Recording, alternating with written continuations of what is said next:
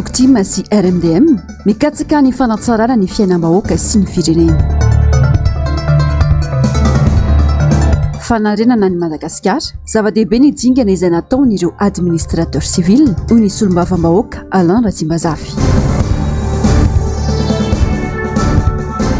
Kojakoja lalana tsy nandray vola, miantso vonjy amin'ny mpamatsy vola sy mpitondra fivavahana.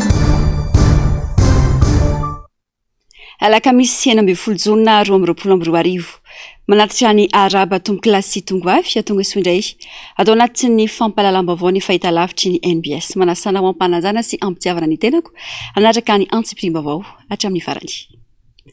Pejiny politika avy hatrano isantarantsika ny fiarahana amin'ity alina ity. Tafapetraka androany teny amin'ny birao ny HCDDUD teny akadimbahoaka ny taratasy fitaraina ny Antoktim sy ny RMDM makasika ny fanitsakitsana ny demokrasia ataon'ny mpitondra ankehitriny ary ny fangatahana fifidianana mangarara amin'ny ho avy. Ravorafy mahina sy toky Ramarolano mitatitra amintsika izay vaovao izay. Efa ela no nanao ireo dynamisation na fameloma maso ny Antoktim. Tsy mikatsaka fanonganam-panjakana akory afa nitaizany mpikambana ao aminy ary ampahafantatra ny rafitra amin'ny feny tokony tanjona. Antoko izay atahoran'ny mpitondra ka sakanana hatrany isaky ny misy hetsika atao. Tsy nisy resaka mihitsy hoe hanonga-panjakana, zao fitondrana zao efa resana, zay tsy hanongana azy. Miongana ho azy noho ny zavatra ataony. Aizany mbola nisy zavatra niainan'ny firenena hatramin'izay mihoatra amin'izao. Firenena tsara lavitra noho izao no nahongana ka sao dia izy mieritreritra hoe manana amin'ny zavatra nataony ka izay ny eritreritra nirodana azy. Io zavatra ataony io ihany ny ampiongana ho azy eo. Arina demokrasia no resahina ny lokaloka ny filohan-kehitriny fa fatrapanajy izany ary nilaza ihany koa fa atao kianja ny demokrasia mojatovo. Vavany tsy atao be anefa afa nivadika tamin'ny teny nomeny ary nanitsaka ny demokrasia no nataony tsy nanara-dalàna fa nanenjika hatrany ny mpanohitra tsy haneho hevitra. Indrindra ny tokotiko Madagasikara izay ampiasany ireo mpitandro filaminana ho hery famoretana. Rary ny loatra raha nametraka taratasy eny anivon'ny HCDDUD izay ravitra miaro ny demokrasia sy ny tany-tandalàna androany ny solotena ny tokotiko Madagasikara sy ny RMDM. Tao inona fotsiny moa zany ty bao ty raha ohatra ka voaja daholo ny demokrasia, tsy ilaina an'ity tokony akatony ity fa matoa na sy ohatran'io dia no fahatsapana fa ny demokrasia indraindray dia misy solafaka ny mpitondra zay moa zany mpanohitra dia amin'ny mampanohitra anay ny tenenanay mety solafaka ny mpitondra dia tsy maintsy tonga ianao mitaraina hoe ahoana zany. Anisan'izany koa ny ataontsika hoe ny fifandraisam-pitenenana ao amin'ny RNM sy ny TVM zay tokony misokatrokatra bebe koa fa tsy fidiana tavan'olona na ny tenako ary ny fidiana tsy mety any.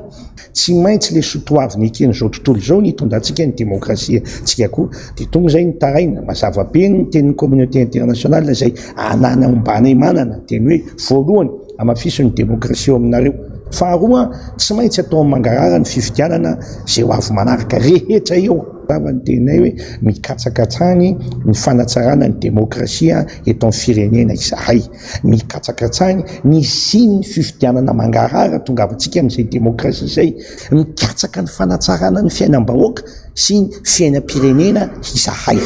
Efa izy moa namorona ny kianjan'ny demokrasia, zany hoe manamafy an'iny foana filoham-pirenena Andry Rajoelina namorona ny kianjan'ny demokrasia ary nilaza fa raha misy demokraty eto amin'ny firenena izy ny voalohany. Zao Ambohijatovo lasa ompiana tsondro mila mitondra fitana vao mahazo makeo tsy mety aminay zany. Aloha dia mazava zay mahatonga any miantso anjy amin'izao fotoana izao zay dia raha manahirana any zareo dia efa mitady kianja zay ataonay kianjan'ny demokrasia. Mazava ihany koa ny filohan'ny HCDDUD ary ny aika izy fa misy lesoka ny fampiarana ny demokrasia eto amintsika hodiniana noho izany ny fangatahana avy amin'ny fanoherana.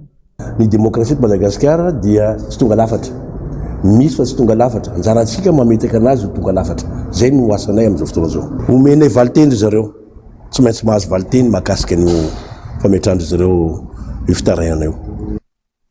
Tsy nisy tato anatiny 9 taona izany hoe ben'ny tanàna omena immunité izany, fiarovana fantany ny ben'ny tanàna Antananarivo izany hoy ny mpanao politika sasany. Tsy natao any vahoaka kosa ny lalàna misy eto hoy ny sekretera jeneraly ny Antokotiko Madagasikara. Mbola Ravorafy Mahina sy Toky Ramarolana no mitatitra izay vaovao izay. Mitanila ramazovana kokoa ny asan'ny mpanatanteraka eto amintsika izay mifeny fiainam-pirenena amin'ny ankapobeny amin'ny fandraisana fanapahan-kevitra izay mivangongana amin'ny filohampirenena avokoa anyka mivoana amin'ny lalàna ny maro na koa mandika vilana ny fampiarana izany. Tsy ny rehetra intsony no voaary fa ny olombitsy ka mahatonga ny malagasy tsy hatoky intsony ny fitsarana. Antony ireo tsy fandriampahalemana miseho etsy roa izay miafara amina fanimbana fananan'olona noho ny atezerana. Hatranga matety piseho dia misy ireo dosie mampifarinitra olona ambony amin'ny fitondrana saingy mangina foana ny fanetetiana.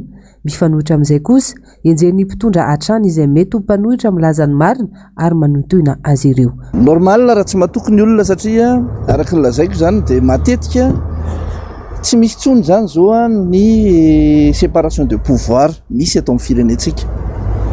Izany ny exécutif fehezana daholo na ny pouvoir judiciaire io na ny législatif dia ny exécutif moa mazava azy lasa ny exécutif ny miezaka mamehana zany fahefana rehetra zay raha tsy hitanisy tsika ny zavatra nahazo zao ny filohan'ny anteny miarandoolona teo aloha farany teo voantso teo ny amin'ny Bianco adiny firany nanaovana fanadiadiana fa resahana hoe misy détournement nefa firifiry ny zavatra niseho teto amin'ny firenena raha tamin'ny Covid na tamin'ny fitantanana nireny valanaretiny reny na écran plat io na bonbon sucette na ina na eny ve tsika nytoy an'ireny hoe nisy iny ary voantso taizy izy ka normal ny olona raha ohatra hoe maneho an'izay tsy fahatokisana ny fitsarana manamafy zany dia zao ny exécutif dia tena miezaka mihitsy manao izay iarovana anazy ary ny lalàna mihitsy zany zao tsy natao tsony ny lalàna eto Madagasikara lalàna iarovana ny vahoaka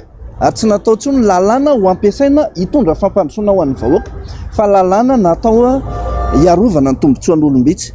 Raha tsy ahivana dia lany teo amin'ny antenimieram-pirenena zany zao fa ny anisan'izany ny maire dia tsy azo atao tsony no mitory azy ary tsy tonga dia mandeha ny fitoriana raha tsy mandalo eo amin'ny ministera piahy azy aloha dia ny ministera piahy no mamaly hoe afaka toizana izay fitoriana izay na tsy iza nefa ny manendra n'io ministera io iza ny manendra n'ilay ministra ny exécutif ny manao an'izay dia zany hoe ny fahafahan'ny olona mitory ny zavatra tsy mety zany ny fampiarana ny lalàna mihitsy no fehezin'ny exécutif.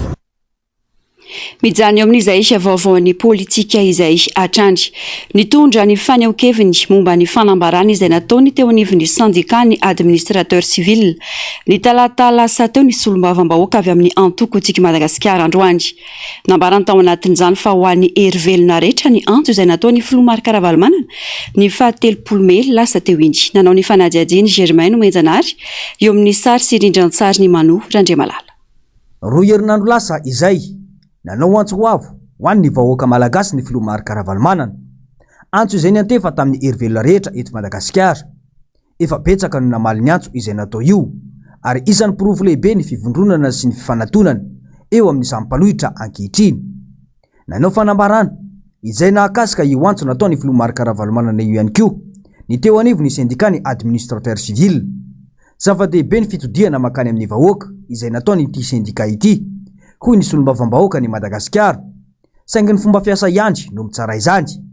Tsy any mpitondra irery mantsy Madagasikara fa any vahoaka malagasy. Izay no antony nahatonga ny Filomarka Ravalomanana nanao iny antso iny. Ka ny administrateur civil zany zao dia hitantsika fa nandray ny anjara tandrify azy. Antenana ihany koa ny hafa izay voakasika zany antso zany samy andray ny anjara tandrify azy. Indrindrindrindra ny vahoaka malagasy manoloana ny zavatra iainana misy amin'izao fotoana izao zany izay fantatra fa tena fa tsy mandeha araka ny tokony ho izy ary tena hoe ao anatin'ny fahasahiranana lalina ny vahoaka malagasy ka ilaina ny mandray fanapahan-kevitra manoloana an'izany ho fanafotana amin'ity firenentsika ity. Ka manomboka eto zany dia tokony halalaka ny fahafahan'ny antoko politika rehetra mamory ny mpikambana ao aminy.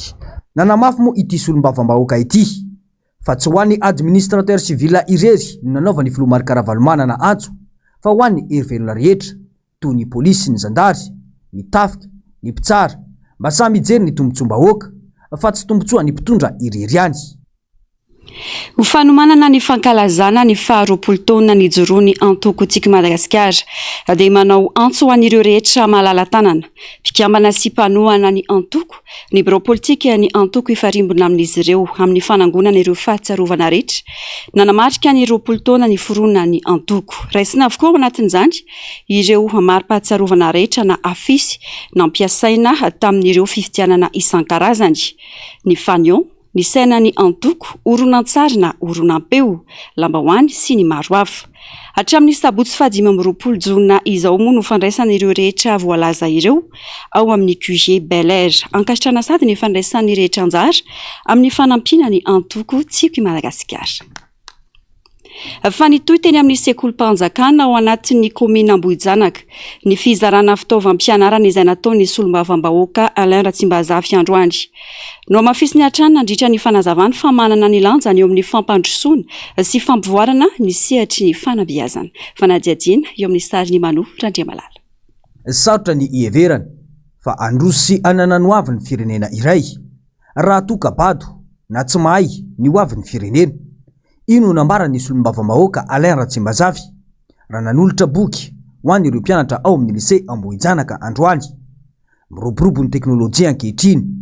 Saingy efa hita ny fiantraikany vaky boky ho an'ireo zoky sy ny mpianatra tany aloha izay hita sy mety ary tokony hitezana zany akaty aoriana hoy ny nambarany. Ny fahatsapana fa lasa miendanja tokoa ny fikarakarana na ny fandraisana antanana ny sehatry ny fanabeazana eto Madagasikara dia miezaka ny tenako mitady izay fomba rehetra ahafahana manampy ireo mpianatra ary mbola toy izany ezaka izany amin'ireo namana mpiara-mombona antoko amin'ny hoe fanangonana ireny boky ireny mba hananganana zany biblioteka ho an'ny zaza malagasy dia mba tsy ho sarotra ho an'ny ankizy zany ny fahitana boky ho vakiana sy ahafahana mandrato fahalalana. Zava-dehibe eo anay izao hoy kosa ity tovolahy izay ny solotena ireto mpianatra. Tsy misy mahasolo ny boky ho fandratona fianarana tokoa hatreto hoy hatrany ny nambarany. Raha fahitako azy eto dia saika isaky ireo taranja ary ny kilasy rehetra dia mahazo azy avokoa. Misaotra betsaka tompoko satria tena zavatra tsotsotra tokoa zao satria na dia misy ara ny telefona, ny ordinateur, ngamba kosa tsy mbola nisy netran Einstein zao hatreto fa mbola izy tamin'ny resaka boky no nanohy fahalalana ary zavatra rehetra izay misy isaky mbola tamin'ny boky avokoa ka noho izany raha ohatra sitrakintsika mba ho an'ny monsieur le député dia tehaka mafy tsika mba ho soratsika azy satria mitsinga tsika mpianatra teto izy tsy vita an'izay hoe nomeny EPP tsika nomeny CEG tsika fa mbola nomeny lycée dia mbola anampiny boky rehetra. Ankoatry ny fanolorana boky dia ny sitraka fitaovam-pianarana entina hiatrena ny fanadina-panjakana voalohany ihany koa. Ireo mpianatra kilasy 5 tao amin'ny EPP rehetra ao anatin'ny komina Ambohijanaka androany avy amin'ny solombavambahoaka. Tonga teto amin'ny EPP Ambohijanaka avokoa ireo taletsekoly rehetra nandray izany no mafisy ny ity solombavambahoaka ity fa ho fanamahivanana ireo ray aman-dreny amin'ny fiatrehan'ny ankizy anala ny fanadinana, ny fanolorana ireo fitaovana ilainy ireo mpanala fanadinana CEPE amin'ireo sekolim-panjakana rehetra satria ny fianarana ny lova tsara indrindra. Tsy ny vahoaka malagasy irery intsony no miaina ao anatin'ny délestage fa dia fanahita izany hatramin'ny solotena maharitry ny banky iraisam-pirenena eto Madagasikara ihany koa. Ity tompon'andraikitra ity izay nitaraina ho tratrin'izany fahatapahan-jiro izany teo ampandroana nanao dosy vao maraina ao dia tratra ny délestage isaoraka an'Andriamanitra fa tsy ny rano tapaka hoy ny nambarany fa fambaraka indray izany no azony filoham-pirenena sy ireo mpiaradia aminy manoloana ny zava-niseho novakiany ity solotena ny banky iraisam-pirenena ity ihany koa fa ireo olona manan-katao indray no mividy rano amin'ny sarany mora raha oharina amin'ireo olona sahirana no afisiny ihany koa ny fisina kolikoly sy ny tsy faiza mitantany ao anivon'ny orinasa Jirama ny laza moa ity farany fa anara-maso akaiky ny famatsim-bola hialana amin'ny fanodikodinana izay miteraka fijaliana ho an'ny vahoaka malagasy. Fa nisan'ireo aloha hevitra noresana tao anatin'ny fandarana miara-manonja androany ny mikasika ny olana ara sosialy ny ponina any amin'ny faritra atsimon'ny nosy indy. Teo ihany koa ny fanehoan-kevitry ny solombavambahoaka Mamy Rabenirina mikasika ny afatra mafonja nampitay ny solotena maharitry ny banky iraisam-pirenena eto Madagasikara makasika izay fahatapahan-jiro izay. Mialy Rary Nombana sy Toky Ramarona. Mirarakopana ny fampanantenana famatsim-bola azon'i Madagasikara entina hanatsarana sy hampandrosoana ny firenena kanefa toa tsy hita taratra eny amin'ny fiainan'ny vahoaka malagasy mihitsy ny akon'izany. Misy amin'ireo faritra aza moa no tsy misitraka mihitsy izay vola fanampiana izay raha tsy laza fa tsy ny any amin'ny faritra atsimon'ny nosy iny ka anisan'izany ny faritra Androy izay tena ory-rano eo ny tsy fahampin-drano fa mbola olana goavana eo amin'ny lafiny ara-tsosialin'ny mponina ihany koa ny tsy fisiana asa, ny fiakaran'ny vidim-piainana sy ny maro hafa izay mitarika sy fandriam-pahalemana matetika. Tsy orano ny any aminay eny androany fa mamokatra eny io tany io na andatsahorana rehefa amin'ny fotoana hoe tokony andatsahorana dia andatsahorana fa maty-kere tsy misy rano, tsy misy drala, tsy misy vary, tsisy daholo ny zavatra rehetra, ny omby mahia ary vidiny zalamora tsy hitako tena tsy manam-bola ny olona hany ka na amidy sakafo tsisy io tsy fisiam-bola miteraka tsisy asa ny fandriam-pahalemana lasa tsisy na amidiny zavatra tsisy maty reraka ny vary mba miakatra mety latsa-datsaka ny eto Antananarivo latsaka kely ny vidiny savony miakatra siramamy miakatra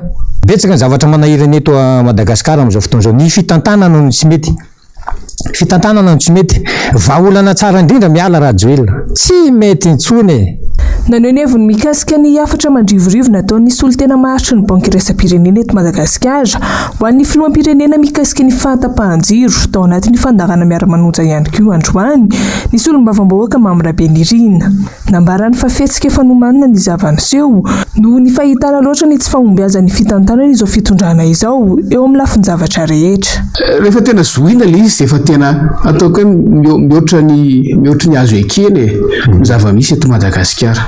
Ho anatrehany tompon'andraikitra voalohany eto amin'ny firenena no nanaovana tompon'andraikitra vahiny fitenenana tena mahery mavesatra ary hoy aho hoe efa mihoatra ny fiteny andavanandro reny raha ny feo izay enontsika amin'ireny mpiara-miombona antoka ara-teknika sy ara-bola miasa eto reny ary olona manam-pahaizana olona mahalala ny asany mahalala ny tokony ataony mahalala ny fetra eo amin'ny fanatanterahana ny asany no miteny any amin'ny faratampony misy afatra ngeza be nampitaina amin'iny tsy ny tenitenenina fahatany iny ary tsy hoe satria ilay raha mitapaka maraina nandrony ilay raha matoa maraina no nahatonga an'iny fa za mino ary efa lazainy teo ihany tamin'ilay hoe tatitra ny fitsidihana teto Antananarivo zavatra efa nomanina iny fa nanampitrotraka na hoe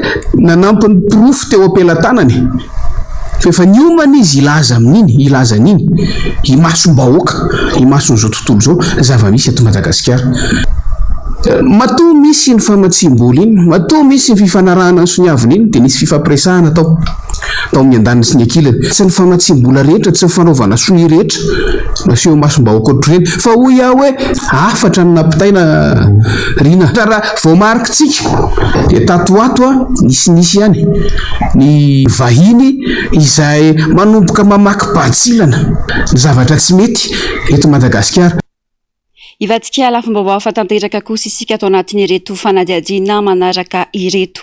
Azavinoana ny mpandraharaha malagasy ho ireo orinasa mpikojakoja lalana izay mbola manomtaky ny volany hatramin'ny androany. Miatefa mivantana any amin'ny filohampirenena ny antso nataon'izy ireo. Tsy vitan'izay fa miantso ny mpamatsy vola sy ny ray aman-dreny ara-pana ihany koa izy ireo hijery akaiky ity raharaha ity fanadihadiana eo amin'ny sariny Taiziniana.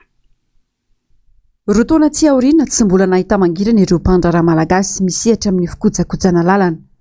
Tsy mbola azo ny volana mpanantenana azy ireo na dia efa natao avokoa aza ny fomba sy ny dingana rehetra ivoanjany. Lasa fahazarana mihitsy mitaky vola satria manitsy tadiny ny fitondram-panjakana manoloana ity olana ity. Mandalo fahasahirana na mpiasa mitaintaina lava satria mandeha daholo ny fandrahoana na itory kanefa ny fanjakana no tsy mandony vola. Sonian'ny filoham-pirenena sy sanondrasana hoe ireto mpiasa ireto ka natefa mivantana tany amin'ny antso avy no ataon'izy ireo raha tena mijoro ho ray aman-dreny malagasy marina izy ka andrainy andraikiny manoloana izao toe-java-misy izao. Ny taratasy rehetrarehetra rapport d'audit rehetrarehetra efa any aminao fa le sonianao hanao an'izany mainleveny zay natao tany amin'ny trésor zany ny andrasan'ny trésor mahatsy hoe manao an'le paiement raim-pianakaviana ihany ianao manana zanaka ianao zahay reto agnatiny malagasy olom-pirenena zay taritina tsy olona nangalatra fa niasa ara-dalàna manana contrat tena mampalahelo anao ve ny hoe hanao solian'izany taratasy zany mba hazahoanay vola hisitrahanay vola zao ho avy ny fety nationale na dia haniko hoaniny mba miara mifety amin'ny zanaka fa de manjanaka tsisy afaka manao an'izany tsony sao de anao mieritreritra matozy re mitsangana eo mbola tsy maty zany andrasana foaty ve zany ave hoe malahelo aho am'ireo mpiretanindrazana amiko maty nohony tsy nagnomena vola zay zany ny atao aveo hitomany an'izany tapidalaka le ireto mpiasa ireto tsy misy sarangotona intsony ka angatana izy ireo fandraisana ndraikitry ny mpamatsy vola sy ireo mpitondra fivavahana mihitsy izany mba mangataka zahay anareo ray aman-dreny mpanahy rehetrarehetra mba jerenare zahay tompoko fa zanaka malagasy ihany zany zahay ka sanatria hoa tsy ho faty eto hivonon'olona amin'izao hoe io ane rehefa marary ny fon'olona tonga de andraikindraiky tonga acte involontaire fa tonga de fa tsy tantiny tsony zay zavatra zay mangataka koa zahay aminareo mpamatsy vola zay moa tsy de mahetiny mbazaha loatra hoe union européen mpamatsy vola rehetrarehetra mba hoe jerenareo ny zavatra hoe tsy mety io ampinareo zany zahay fa tena fa tapitry tsy tanay tsony ny atao zahay tsy agnatin'le olona satria amy fahendrenay tsy agnatin'le olona hoe andeha nimba zavatra zay vo azo vola satria zay olona mpanamboatra azonay atao ane tapahanay ilalany io e hitondranay bille io e fa nefa tsy zany zay mpanamboatra ihany ve hanao an'izany fa apetraka eo ampelatananareo zay rehetrarehetra azonay andianan'izany aim-pirenena aim-bahoaka no resaka eto kanefa tao tsirarahin'ny mpitondra fanjakana mihitsy izany tafahoatra loatra ny tsy fandraisana ndraikitra ka anapotika tanteraka ny mpandraraha malagasy izay efa tena mitsipozipozy tanteraka amin'izao fotoana izao tsy ny mpiasan'ny fera irery andry fa efa mambolana ihany koa zao no mitaky ny volana ireo mpandanja fiara vaventy izay tsy mbola nahita mangirana ihany koa mandraky tiany androandry vaovaony sosialy fikambanana maro misehatra amin'ny fiarovana ny zony ankizy no miray feo amin'ny tokony irisona amin'ny fankatoavana ny fifanarahana iraisam-pirenena mahakasika ny fiarovana ny zony ankizy eto Madagasikara nisy ny ady sisika nataon'ireo fikambanana ireo izay tafiditra indrindra ao anatin'ny fankalazana ny volany ankizy sy ny fankalazana ny andro ny ankizy afrikana onjalalaina Ranève Mananasy Mathieu Princy. Misy eo amin'ny endrika maro hafa ny tsy fanajana ny zon'ny ankizy eto Madagasikara raha ny nambara ny firaisamonim-pirenena miaro ny zon'ny ankizy androany. Misy mihitsy azy ireo fomba mamoetra mampiseho izay tsy fanajana ny zon'ny ankizy izay. Manoloana izany dia nanamafy amin'ny tokony irosona amin'ny fankatoavana amin'ny fifanarahana iraisam-pirenena miompana amin'ny fiarovana ny zon'ny ankizy izay efa nosoniavy ny filoham-pirenena tamin'ny taona 2024 ny avy amin'ny firaisamonim-pirenena. Anampy betsaka amin'ny fiarovana ny zon'ny ankizy malagasy ny firosona amin'izany raha ny nambaran'izy ireo. Ady iraisana ny fampanajana ny zon'ny ankizy eto Madagasikara ka ilaina ny fiaramientan'ireo hery-velona rehetra misehatra amin'izany fa indrindra manana andraikitra goavana manoloana izany ihany koa ny avy amin'ny fanjakana. Sarotra ory fikambanana mpiaro ny zon'ny ankizy ny mitondra andraraha mahakasika ny tsy fanajana ny zon'ny ankizy eny anivon'ireo ambaratonga pahefana Isatsokajiny. Tokony ataon'ny fanjakana malagasy ny ratification du protocole facultatif à la Convention internationale des droits de l'enfant sur les mécanismes de communication. Ni accès des enfants à la justice, si droit des enfants à la parole. Rehefa mitarasika loatra ny fitantanana ny raharaham-pitsarana na ny plainte mikasika ny fanitsakitsana ny zon'ny ankizy amin'ny firenena anankiray dia afaka tokony andray ny comité des droits des enfants ny ankizy izay voizakizaka ny zoany kanefa io mécanisme io dia tsy azo atao raha tsy ratifie ny 3e protocole. Mbola ho lavitra ny ezaka amin'ny fampanajana ny zon'ny ankizy eto Madagasikara na dia efa maro azy ireo olom-pirenena indrindra fa amin'ny fikambanana manao ady sisika amin'izany. Anisan'ny mahasarotra izany ny fisindra fomba mampanao malagasy izay tena mamotika tanteraka ny zon'ny ankizy. Ny pratique néfaste ny raha eto Madagasikara ny resahana dia ny mariage précoce ny fanampadina ny ankizy tsy ampy taona dia ao anatiny koa izao ny rejet des enfants jumeaux ao anatiny koa ny hoe famononana ankizy voan'ny albinos maltraitance rehetrarehetra ao anatin'ny pratique néfaste daholo dia anisan'ny amintsika aty Afrika moa zany ohatran'ireny hoe enfant jumeau rejeté na satria misy finoana izay avy amina pratique coup de tradition ohatr'izay koa le efa manina mivonoana ny ankizy albinos dia satria ilaina ny masony ilaina ny zao fa tsy voatery hoe miankina amin'ny coutume fa le pratique mihitsy ny hoe maltraitance zany be dia be zany izy io. Fikambanana Empolo mpiaro ny zon'ny ankizy no miray feo amin'ny tokony rosoana amin'izay fankatrovana ny fifanarahana iraisam-pirenena miompana amin'ny fampanajana ny zon'ny ankizy izay. Efa tamin'ny taona 2014 ny filoham-pirenena Andry Rajoelina no nanao sonia izay fifanarahana izay. 10 taona aty aoriana nefa mbola tsy misy ihany ny fankatoavana ho hiatrany ireo firaisamoam-pirenena. Tsy ampy ihany koa izy ireo ny antontanisa mikasika ny ankizy eto Madagasikara ka tokony hitadiavana vahaolana mahakasika izany.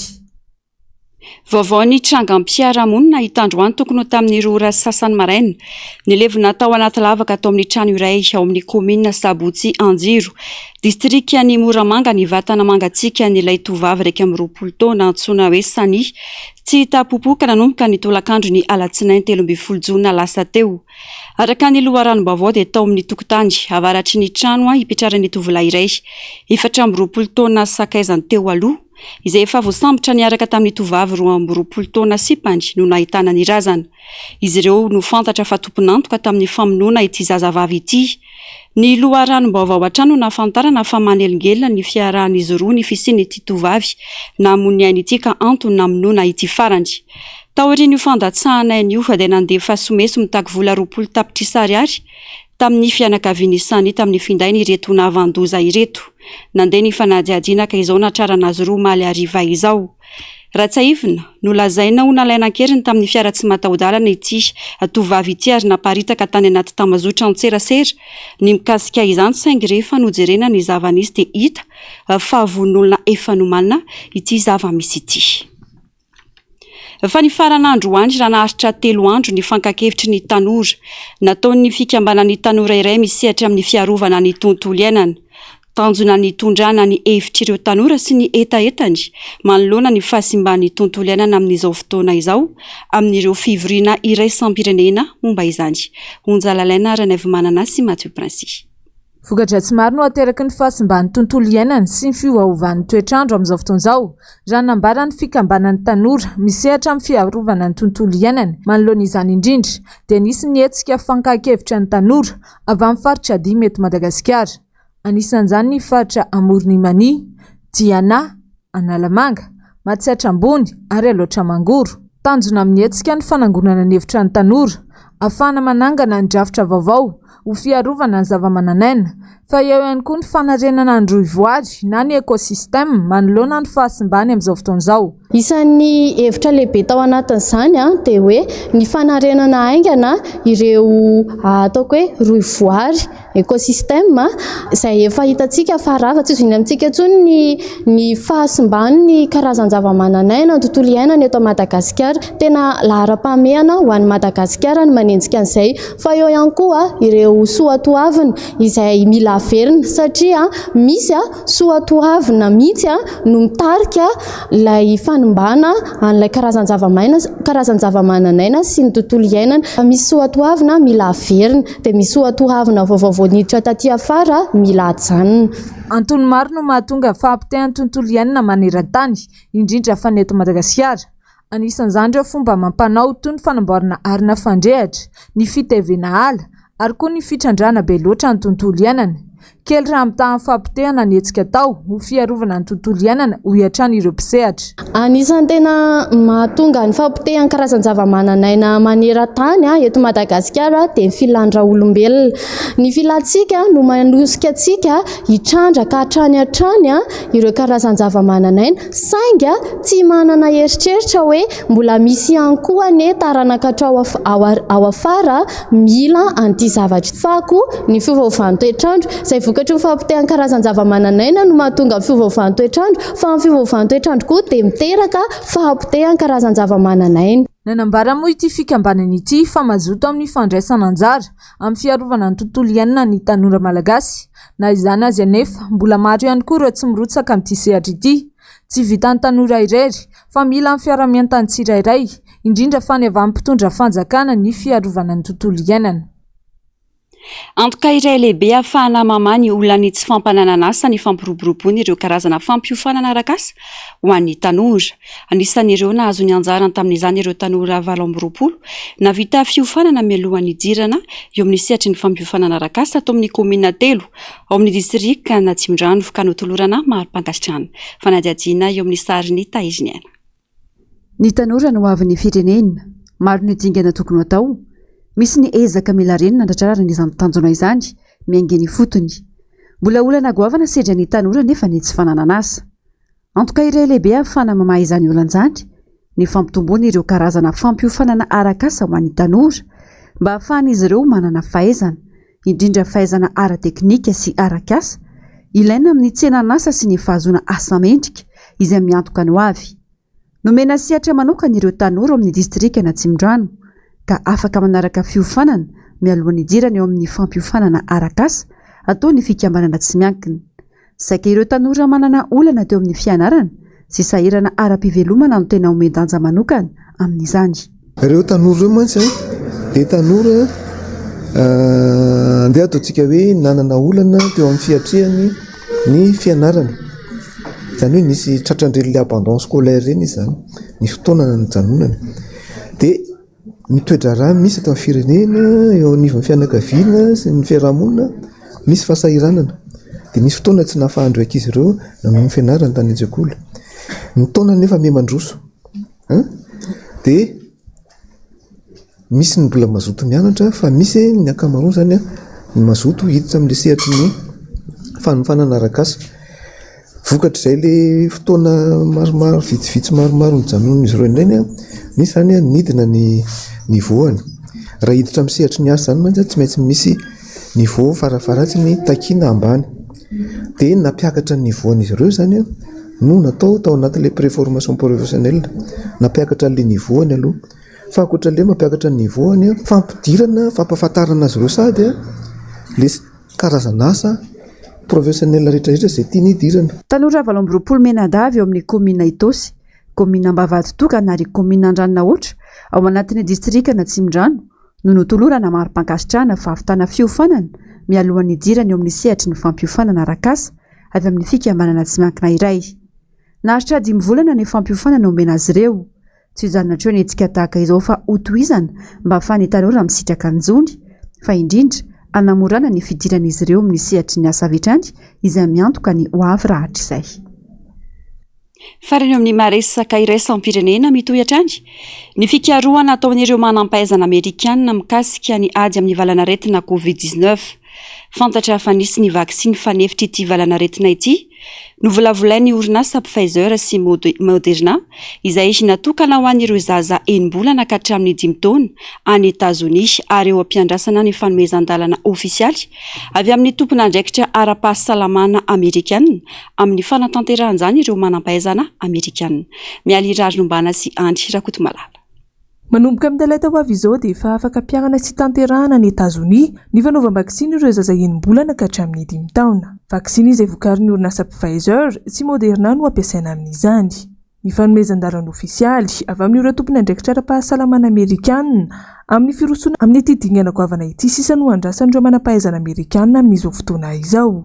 Omaly alarobia reto farany no nandroso isosikevitra ny amin'ny tokony rosoana amin'ny fanaovam-baksiny zazakely feno 9 bolana no miakatra io. Ireo zaza 9 bolana ka hatramin'ny 7 taona no hisitraka ny vaksiny vokarin'ny Pfizer, raha toka ireo zaza 9 bolana ka hatramin'ny 5 taona no ahazo ny vaksiny Moderna. Raha tsy ahivina tokoa mantsy, dia ireo sokajiny taona ireo sisa no mbola tsy nisitraka izay vaksiny fiarovana amin'ny valanaretina COVID-19 izay manekana ireo firenena rehetra. Amam-bolana maro teo no nikarohana sy nanaovana ireto orinasa ireto andrana sy fitiliana na essai clinique an'ity vaksiny fanefitry ny COVID-19 natokana ho an'ny zaza ity araka ny loharanom-baovao hatrany. Nandritra ny latsabato roa natao no nanambaran'ireo manam-pahaizana 20 any Etazonia fa betsaka kokoa ny tombotsoa azo avy amin'ny fanaovam-baksiny amin'ireo zazakely no niloza ateraka izany. Raha ny vaksiny Moderna no resahana dia mahomby hatrany amin'ny 1.5 isanjato amin'ny zaza 9 bolana ka hatramin'ny 2 taona latsaka izany ary 7.3 isanjato amin'ny zaza 2 taona ka hatramin'ny 5 taona.